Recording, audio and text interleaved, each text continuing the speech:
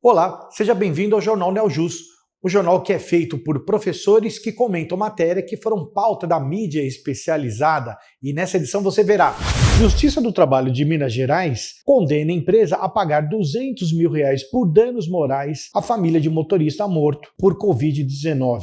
Essa matéria será comentada pelo professor Domingos Sávio Zainag. O Tribunal de Justiça de São Paulo determina que morador use máscaras em áreas comuns do prédio. Essa manchete será alvo de comentários da professora Carla Matucci. O Ministério da Educação determina que curso de Direito contemple disciplinas de Direito Digital e Financeiro. Essa matéria será alvo de comentários da professora Rúbia Ferrão. O Superior Tribunal de Justiça anula a sentença em virtude do réu depor antes do retorno de carta precatória. Essa matéria será comentada pelo professor Eurobento Maciel Filho.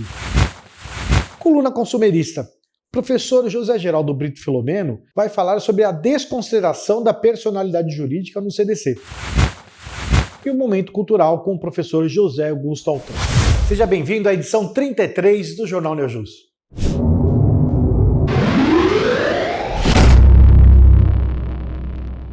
E a Justiça do Trabalho começou a proferir as primeiras decisões sobre Covid-19 e as relações de trabalho, as relações de emprego.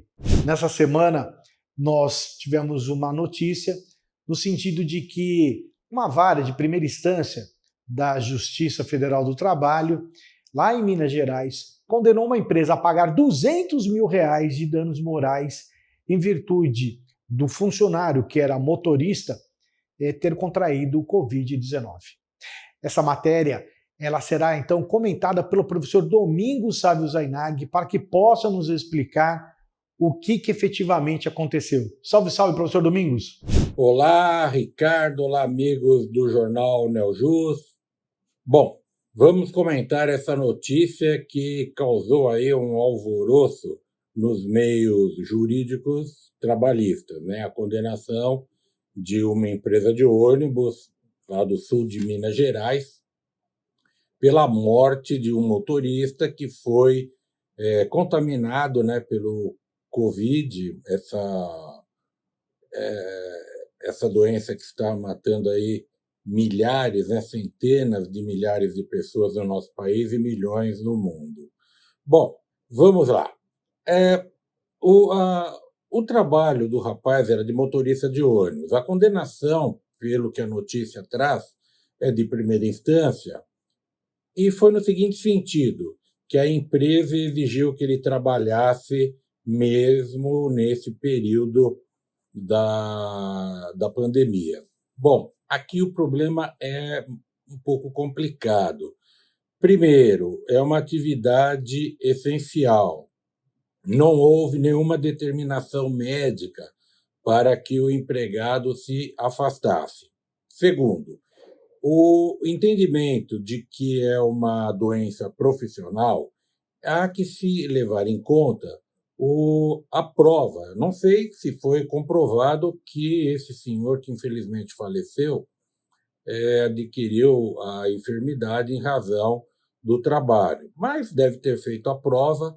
Então, eu vou partir do pressuposto que conseguiu-se demonstrar que a enfermidade lhe acometeu no exercício do trabalho, que diz que foi uma viagem desde o sul de Minas, da cidade de Extrema, uma cidade aqui vizinha do estado de São Paulo, é a primeira cidade de Minas Gerais, quando a gente vai para Minas pela rodovia, logo depois de Bragança Paulista, rodovia Fernão Dias, até Maceió, um percurso bem longo, mas era a atividade dele. Bom, comprovando-se que foi uma doença do trabalho, a meu ver, a única indenização que se teria direito o trabalhador seria os 12 meses após a volta dele ao trabalho.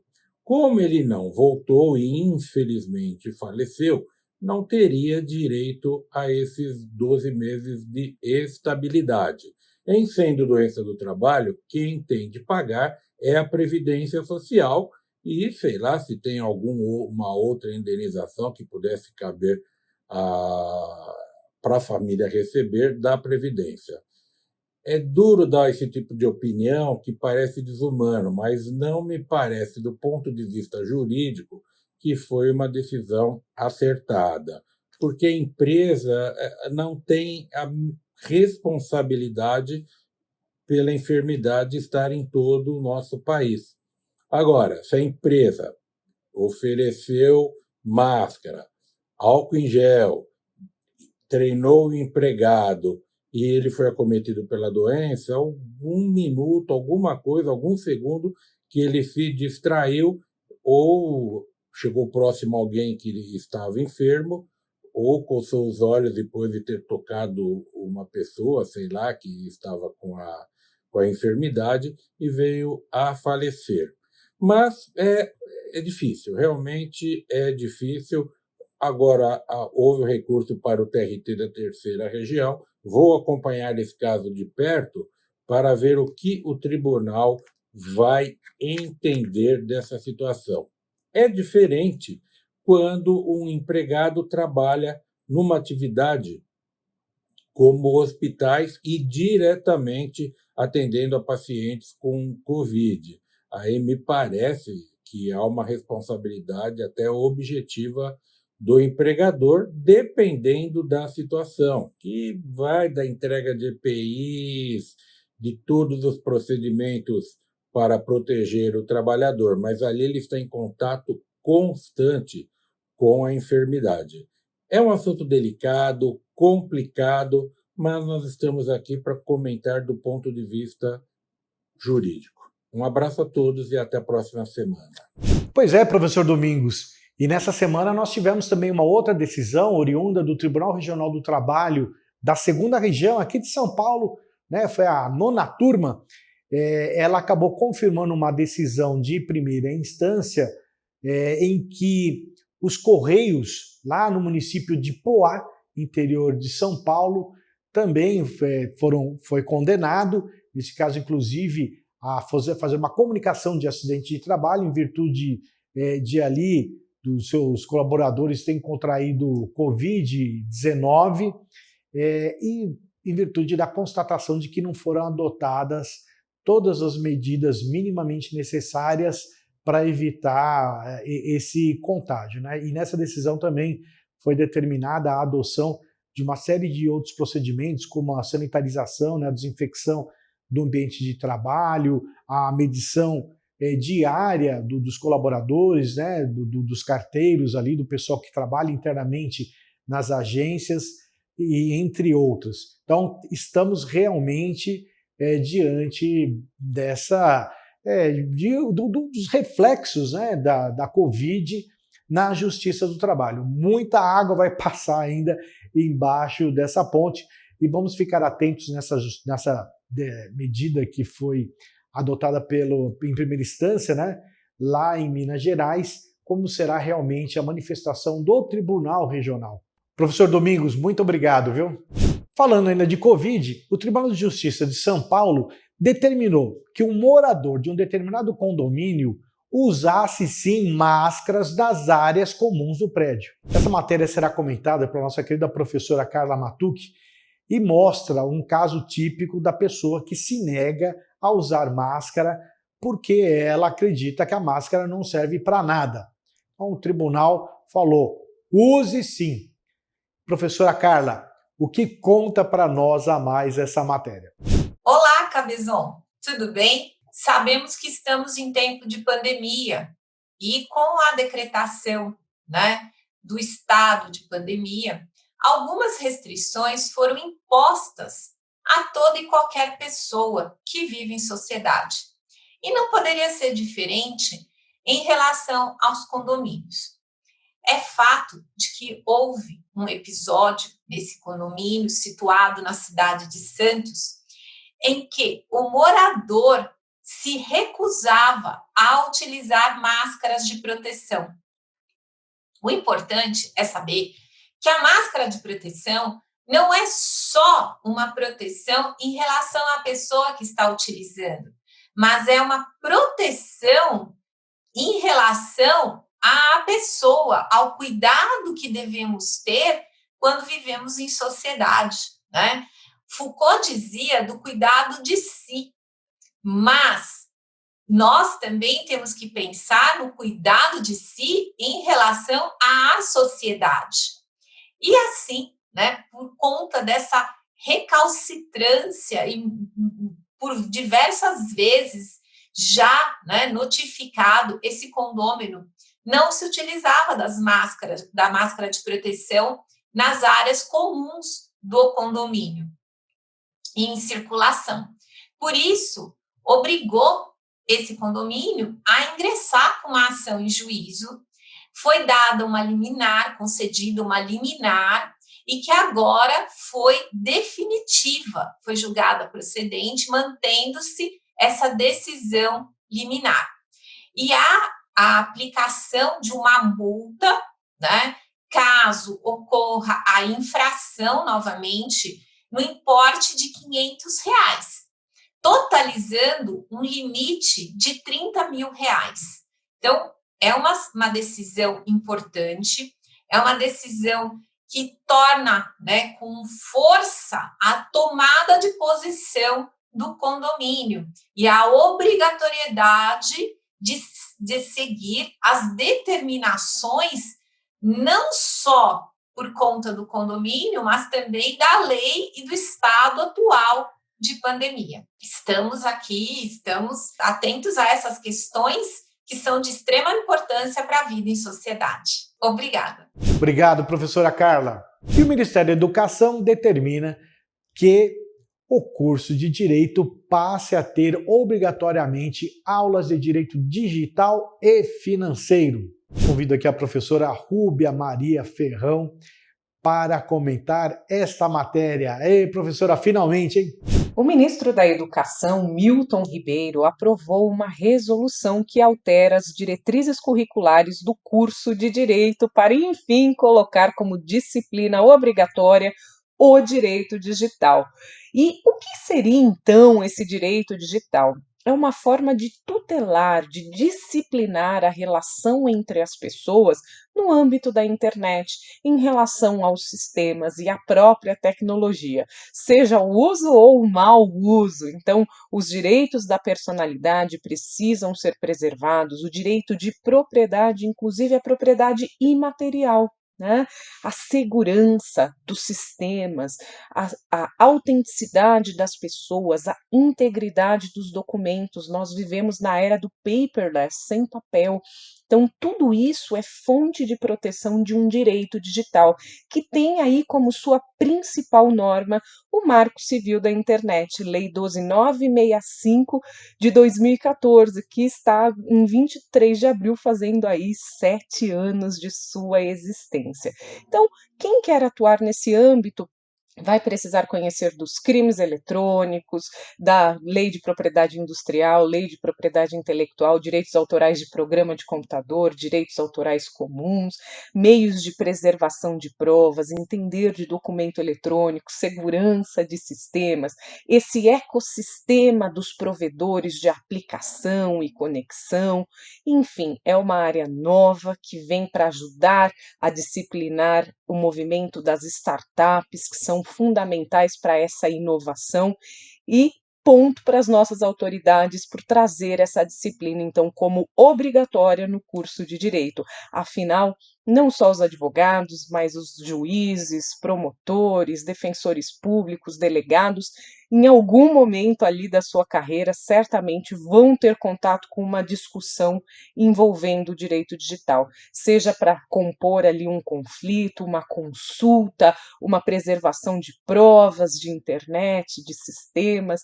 Então, é fundamental preparar alunos e pessoas para este novo cenário dessa sociedade da informação. Todos vocês são bem-vindos, o ramo está em ascensão. Eu, que já trabalho com direito digital há muitos anos, sou suspeita para falar, porque eu amo essa área e tenho certeza que, se você pegar a fundo, também vai se apaixonar. Obrigado, professora. Nós veremos realmente essa decisão, né, do MEC pegar e as faculdades investirem para valer, na medida em que concursos públicos, a prova da OAB, enfim, outras formas de acesso às carreiras jurídicas, que são mais de 117 carreiras que os bacharéis podem seguir, na medida em que se tiver uma cobrança disso, né? Porque senão nós conhecemos, e infelizmente existem faculdades que vão fazer ali de conta que colocaram na grade. Algumas outras já adotavam, é bem verdade, porque é uma matéria extremamente importante. Mas outras, por sua vez, como não tem ali uma cobrança efetiva do mercado no sentido ali de acesso, por exemplo, ao exercício de determinadas profissões, né, que se pode se desenvolver com ali o diploma de bacharel em Direito nas mãos, muitas vezes isso não é cobrado. Obrigado e até a próxima semana. A ministra Laurita Vaz, da terceira sessão do Superior Tribunal de Justiça, determinou que uma sentença fosse anulada porque o réu foi depor antes mesmo de ter voltado à carta precatória que o teria convocado. Convido nesse momento o professor Eurobento Maciel Filho, nosso querido comentarista, para fazer então os seus apontamentos referentes a essa matéria. Salve, salve, professor Euro. Olá, Cabeção. Olá, amigo do Jornal Neljus. É uma honra estar aqui novamente com vocês. E hoje eu trago à baila aqui um assunto muito interessante, uma posição nova que vem sendo adotada pelo STJ, muito importante para quem milita na seara criminal. Sobre o que é que eu estou falando? Nos processos criminais, sobretudo antes da pandemia, antes dessa virtualização da justiça, essas audiências virtuais, sempre acontecia, quando alguma das partes arrolava testemunhas residentes fora da sede do juízo processante, sempre ocorria a expedição de cartas precatórias para a oitiva dessas testemunhas, fossem de acusação, fossem de defesa. E uma natureza comum às cartas precatórias é justamente o fato delas não terem efeito suspensivo, elas não suspendem o andamento da instrução, elas não impedem a prolação de sentença, tanto é que no Código de Processo Penal a previsão legal expressa que possibilita, faculta ao juiz a prolação de sentença, mesmo havendo pendência de cartas precatórias, né, sendo que as cartas precatórias serão juntadas ao tempo em que chegarem ao juízo processante. Mas o que é que o STJ vem decidindo isso de uns tempos para cá, inclusive já com posição sedimentada pela terceira sessão do STJ, que é aquela que reúne as duas turmas que julgam matéria criminal. Fato muito importante. No processo penal, é sabido que o réu sempre fala por último. O interrogatório deve ser o último ato do processo. Por que isso? Porque assim possibilita ao réu uma defesa mais ampla, uma defesa mais sólida, tendo em vista que ele tem pleno e total conhecimento da integralidade da prova produzida até então. Por isso, como regra, ele é realmente interrogado por último. E o que a carta precatória às vezes acarreta? Ora, se a carta precatória é expedida para um determinado juízo deprecado e ele demora para cumpri-la, pode acontecer do réu ser interrogado e aquela carta precatória não ter vindo aos autos ainda. Até pouco tempo atrás, isso era admitido. O que é que o STJ tem decidido? De forma reiterada, o réu sempre fala por último. Sendo assim, quando ele é interrogado na pendência de cartas precatórias, sobretudo para o oitiva de testemunhas de acusação, esse interrogatório é nulo, porque ele foi ouvido, ele foi interrogado sobre os fatos sem que toda a prova estivesse no processo. E é uma nulidade absoluta. É uma nulidade cujo prejuízo é presumido, ou seja, não precisa a defesa provar que houve prejuízo ao acusado. Esta inversão na produção da prova por si só já acarreta a nulidade do processo penal, por ofensa, óbvio, ao devido processo legal. Então, meus amigos, de hoje para frente, o que temos é um respeito efetivo ao devido processo legal. O réu fala sempre por último, ainda que a pendência, ainda que essa demora se deva ao cumprimento de cartas precatórias. Não importa. Muito obrigado, amigos. Até uma próxima. Obrigado, professor, um grande abraço. E hoje, na nossa coluna consumerista, nós temos o professor José Geraldo Brito Filomeno falando de um assunto extremamente importante e sempre atual: a desconsideração da personalidade jurídica. Roda a vinheta.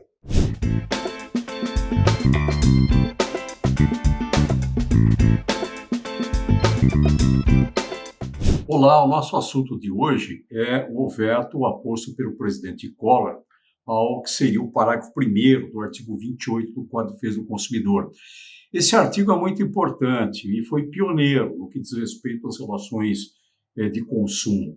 Esse artigo 28 trata da desconsideração da personalidade jurídica, dizendo que o juiz poderá desconsiderar a personalidade jurídica da sociedade quando, em detrimento do consumidor, houver abuso de direito, excesso de poder, infração da lei, fato, ato ilícito ou violação dos estatutos ou contrato social. E a desconsideração também poderá ser efetivada quando houver falência, estado de insolvência, encerramento ou inatividade da pessoa jurídica provocados por má gestão. Bom, não foi exatamente o caso, por exemplo, do shopping de Osasco, mas havia um certo temor, porque o shopping de Osasco, onde houve uma explosão com mortes e danos pessoais e materiais em 1996, mas a proprietária do shopping era uma sociedade civil e a administradora também. Então havia um certo receio de que pudesse haver uma manobra eventual para que não houvesse o pagamento dos danos às vítimas da ação civil pública movida pelo Ministério Público de Osasco. Nesse caso, o juiz, de pronto e liminarmente, conforme pedido constante da inicial, deu a desconsideração da pessoa jurídica já como um fato preambular, né? E também decretou a inversão do ônus da prova. Mas o parágrafo 1º desse artigo foi vetado, dizia o seguinte: a pedido da parte interessada, o juiz determinará para a efetivação da responsabilidade da pessoa jurídica recaia sobre acionista controlador, sócio majoritário, sócios gerentes, os administradores societários e, no caso de grupo societário, as sociedades que integram. Eu acho que até em parte aqui o veto tem razão de ser, porque é algo a mais, quer dizer, o veto diz o seguinte: o caput do artigo 28 já contém os elementos necessários à aplicação da desconsideração da personalidade jurídica. Realmente, não precisaria especificar, é que nós, como nós entendemos, como nós até definimos o que é consumidor, o que é fornecedor, etc., nos pareceu assim didático, de certa forma, colocarmos também de que, exemplificativamente, quais seriam as pessoas físicas integrantes de pessoas jurídicas que pudessem ter os seus bens pessoais alcançados, caso os bens da empresa ou da sociedade comercial ou mesmo civil não atendessem aos reclamos do consumidor. Bem, é isso por hoje. Muito obrigado. Obrigado, professor Filomeno. Um grande abraço ao senhor. E chegamos então ao nosso momento cultural com o professor José Augusto Altran. As dicas dessa semana de cultura para o NeoJus, a primeira fica por conta da reabertura das salas de cinema em São Paulo, né, dia 24. E uma dica para se assistir é o filme Minari, Em Busca da Felicidade. É uma produção sul-coreana, o que não é muito comum, não é? Mas com uma qualidade aí bastante boa. Tanto é que está concorrendo a 6 Oscars. Então compensa dar uma olhadinha aí para quem quiser retornar ao cinema nessa produção aí. Outra dica fica por conta do Grammy Latino, mas aí já em maio. No dia 9 de maio, todo ele vai ser dedicado às atrizes, às mulheres, atrizes latino-americanas. A representante brasileira vai ser a Anitta, né? Agora, voltando para abril, dessa semana que estamos falando, 100 anos da publicação do livro Narizinho do Monteiro Lobato, né? Narizinho, a menina do nariz arrebitado. É uma exposição virtual patrocinada pela Universidade de São Paulo, comemorativa ao aniversário do Monteiro Lobato, que passou, né, nascido em 18 de abril de 1882. Então fica aí a dica, é acessar o portal e vocês vão encontrar lá a exposição desse grande autor brasileiro, dessa grande personagem da literatura infantil aí, que é a menina do nariz arrebitado, ok? Um abraço, até. É isso aí, professor Altran. com a flexibilização novamente da quarentena, né? A mudança de faixa, fica a faixa é vermelha, a faixa é roxa, a faixa, né? Parece que a gente está lá no meio de um ambiente de Kung Fu, Jiu-Jitsu, arte marcial, toda hora uma troca de faixa, né? E com a abertura agora das salas de cinema, de alguns espaços, fica aqui os nossos agradecimentos pelas suas dicas. Um grande abraço e até a próxima semana. Eu quero agradecer a você pela sua paciência, pela sua audiência, pela sua companhia aqui no jornal. Desejar que na próxima semana nós possamos nos encontrar e espero que você e sua família esteja muito bem e saudável. Não deixe de nos acompanhar também nas mídias sociais, lá no Facebook, no Instagram, ou mesmo acessar o nosso site. Fica aqui um grande abraço de toda a equipe do Neojus. Até a próxima semana.